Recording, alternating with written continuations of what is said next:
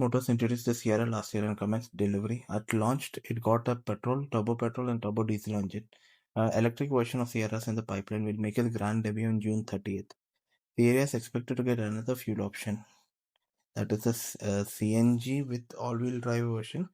Now, a test mule has been spied with emission testing kit suggesting the Sierra i-CNG began testing. The CNG Sierra was spotted closer to Tata's motor plant on the outskirts of Pune.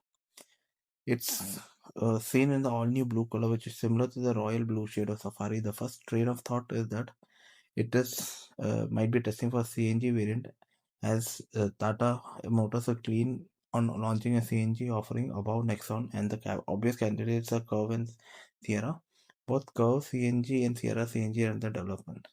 Even though both are C-segment midsize SUVs, both are different routes which powertrain are concerned. This is because Curve petrol is powered by a dual 1.2 liter engine. Both of them are 3-cylinder and both are turbocharged. Sierra petrol powered by dual of 1.5 liter engine. Both have 4 cylinders and one is petrol and one is turbo. It's not clear whether Tata will position Sierra i-CNG with 1.5 liter petrol or 1.5 liter turbo petrol. Either way, it'll come with 2 CNG tanks in the booth, which will not eat into luggage space as much as a single tank setup does.